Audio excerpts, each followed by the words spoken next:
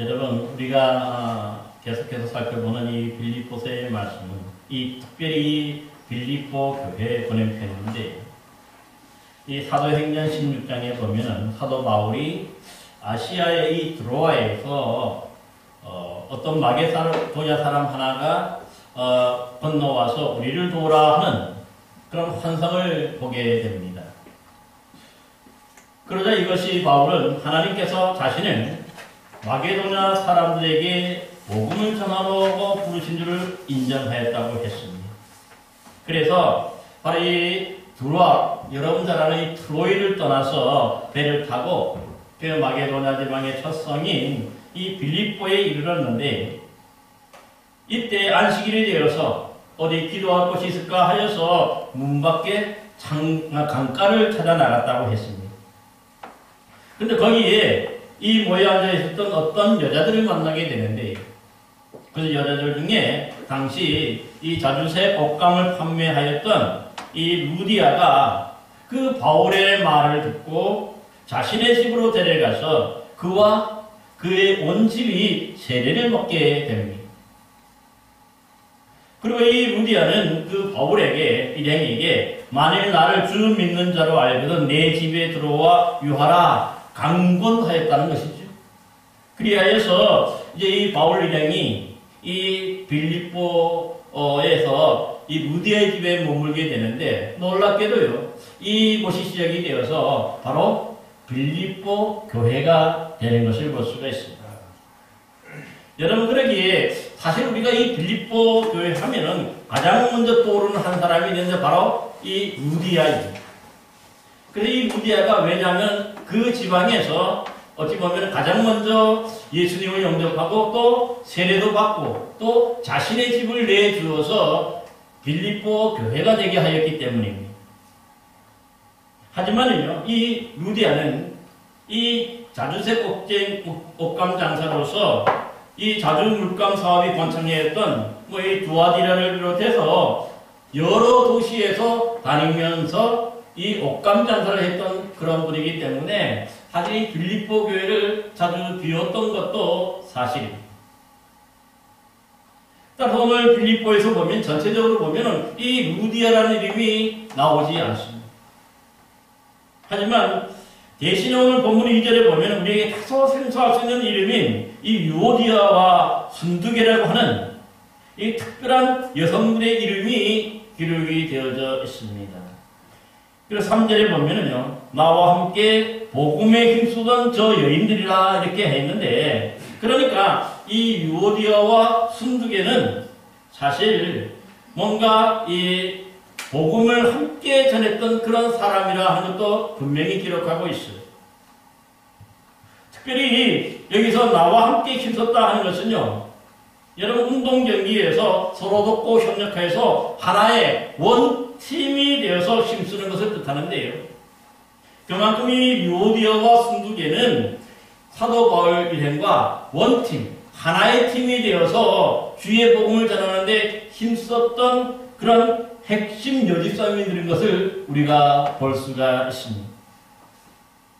또한 1절 본문 말씀에 보니까 사도 바울은 그러므로 나의 사랑하고 사모하는 형제들, 그리고 나의 기쁨이요 면류관인 사랑하는 자들아 이와 같이 주 안에서 서라 말씀하였는데, 여기 보면은 이 사도 바울이 그만큼 뭡니까 빌립보 교회에 떠오르는 여러 형제 자매들이 있었던 것이죠. 참 이들이 얼마나 마음속 깊이 사모하고 사랑하는지 그 절들이 여러 번의 그 기회로 반복이 되는 것을 볼 수가 있습니다. 그러기에 특별히 이 바울은 빌립보 교회 성도들을 나의 면류관이라고 이렇게 표현도 했는데요. 잘 아는 대로 이 면류관이라고 하는 것은 뭐냐면은 당시 올림픽 경기에서 그 승리자에게 머리에 씌워지는 그런 월계관을 뜻하는 거거든요. 그만큼 기쁨으로 주는 그런 상인 것을 볼 수가 있어요. 여러분, 그래서 빌립보서 3장 14절에서도 표대를 향하여 그리스도 예수 안에서 하나님이 위해서 부르신 부름의 상을 위해 쫓아가노라 하였는데, 즉 하나님께서 우리 모두에게도 다 이렇게 믿음의 경주를 끝까지 잘 달린 사람들, 그 열심히 완주한 사람들에게 바로 이 월계관과 같은 면류관을 씌워주기 때문이거든요. 그러니까 그 중에서 지금 이 상받을 사람 같은 그런 믿음이 빛나는 사람은 바로 이렇게 면류관이라고 표현하는데, 이들 중에 누가 있습니까? 바로 오늘 본문에 기록되어 있는 유오디아와 순두계라는 여집사의 이름도 포함이 되는 것도 볼 수가 있는 것이죠.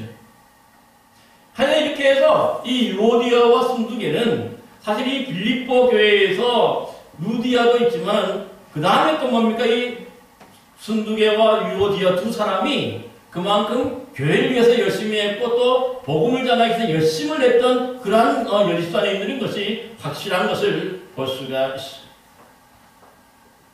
하지만 어떻게 되는 영문인지는 잘 몰라도요, 오늘 본문 2절에 보니까 사도 바울은 내가 유오디아를 권하고 순두계를 권하노니 주 안에서 같은 마음을 품으라 당부하고 있어요. 뭔가 이상하지?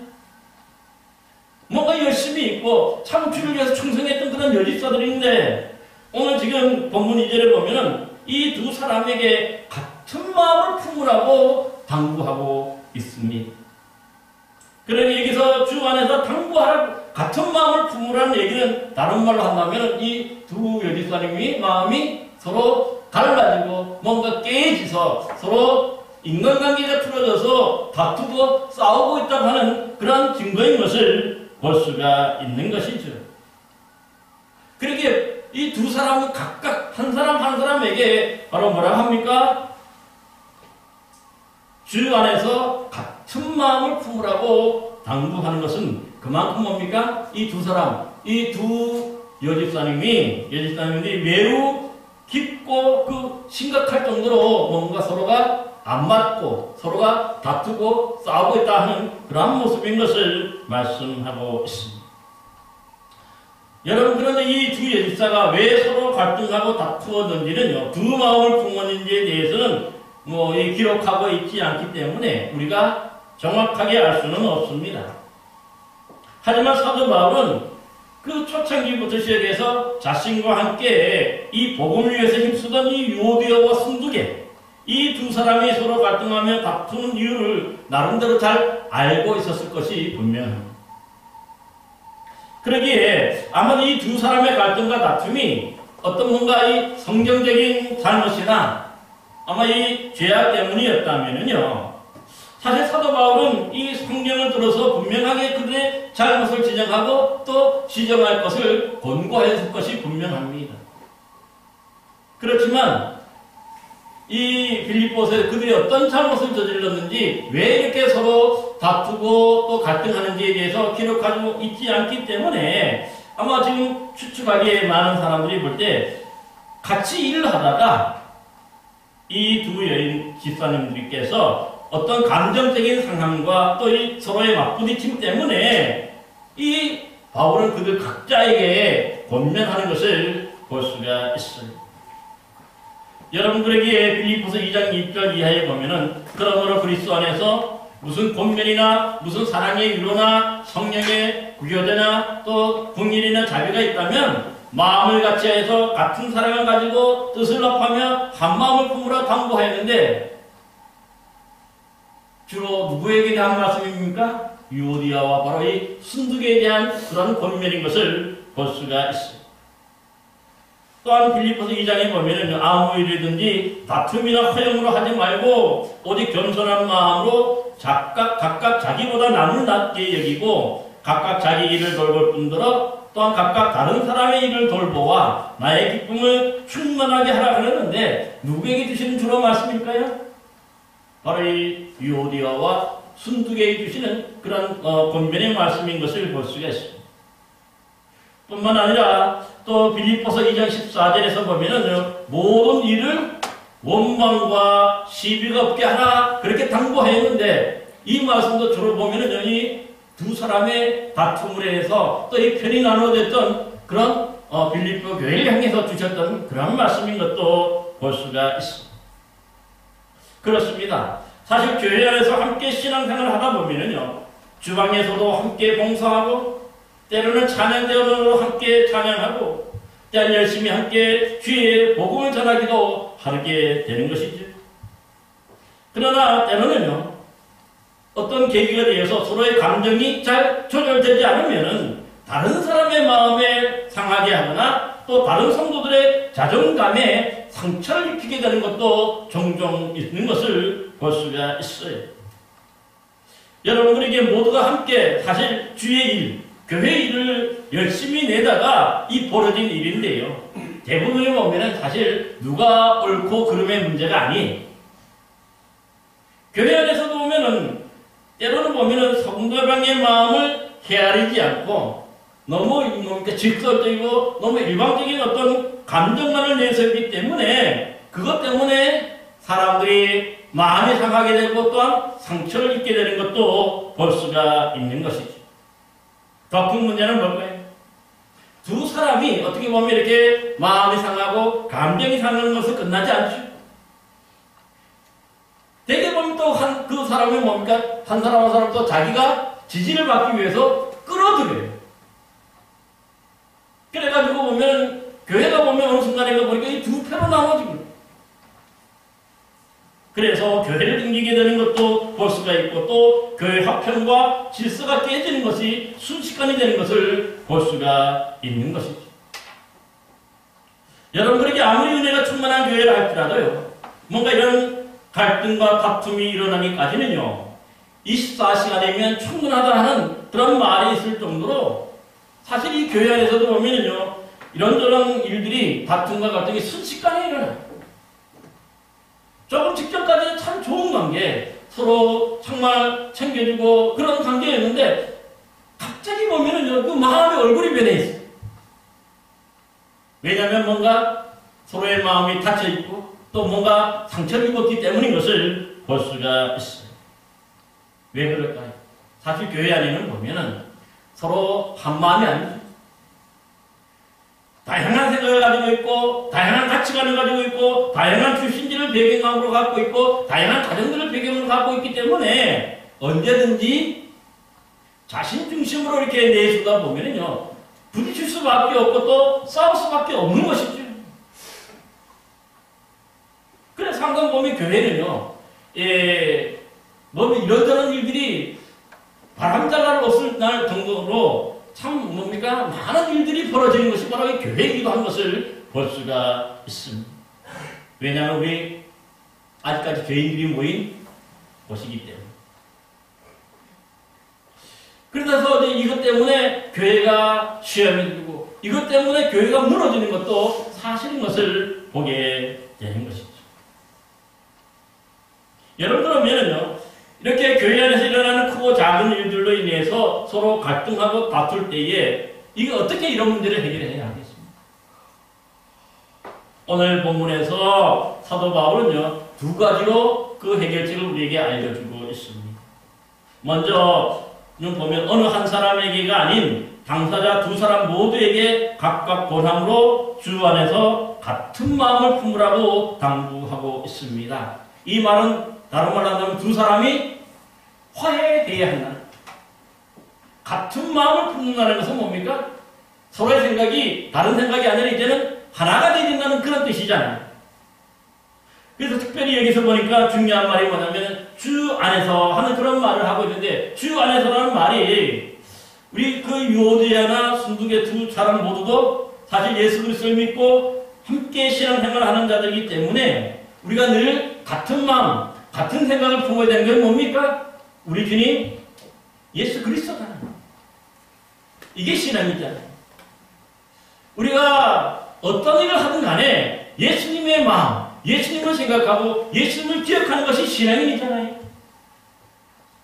그렇기 때문에 같은 예수님을 생각하면요, 이런 다툼이 일어날 수가 없고, 내 때문에 하는 것을 하고 내가 내려놓을 수가 있는 거지. 여러분 생각이 각자가 다 달라요. 목사의 생각이 다르고 우리 집사님의 생각이 다르고 여러분 성도들의 생각이 각각 다를 수 있어요. 근데 우리가 교회 안에서 한 생각을 품을 수 있고 한 뜻을 품을 수 있는 이유가 뭡니까? 서로가 다르지만 그러나 같은 예수님을 생각하기 때문이죠. 우리를 위해서 십자가에 못 박혀 돌아가신 그 예수님께 우리 이 생각을 같이 품고 그 마음을 품으면요, 여러분들이 비록 다른 생각을 하지만 한 생각, 한 뜻이 될 수가 있게 된다는 뜻입니다. 그러기에 우리가 신앙인들이요, 예수님을 자꾸 잊어버리면, 우리 주님 예수님을 자꾸 잊어버리면 어떻게 됩니까? 당연히 내 생각만 세울 수밖에 없는 것이죠. 내 주장만 생각하게 되는 거예요. 나도 모르게 거친 말이 나가고, 나도 모르게 뭡니까? 정말 이 상대방 상처를 주는 그런 말을 할 수가 있게 되는 것이죠. 그래서 갈라지고, 그래서 뭡니까? 싸우다가 또 교회가 무너지고 넘어지게 되는 것을 볼 수가 있는 것이죠. 그러므로 우리 모두가 참 이런 일들이 있을 때에 서로의 입장을 생각하는 게 아니라 누구를 생각해야 됩니까? 우리 주님 예수 그리스도를 생각해야 되는 것이죠. 우리 주님 예수 그리스도를 생각하면요, 내가 내려놓을 수 있어요. 예수님도 스스로가 목숨을 우리를 위해서 내려놓으시잖아요. 그러니까 우리가 주 안에서 같은 마음을 품으라는 뜻은요, 다른 게 아닙니다. 우리 모두가 다 예수님을 생각하고 예수님을 기억해야 된다는 뜻이에요. 그래야 내가 내려놓을 수 있고, 그래야 내가 예수님처럼 뭡니까? 또 용서할 수 있고, 또 화해도 할 수 있게 되는 것을 볼 수가 있는 것이죠. 사실 우리 신앙인을 할 때요, 내 뜻대로, 내 마음대로 사는 사람들이 아니라, 우리 주님 예수 그리스도가 원하시는 대로, 우리 주님이 원하시는 대로 살아가는 사람들이 진정한 신앙인이잖아요.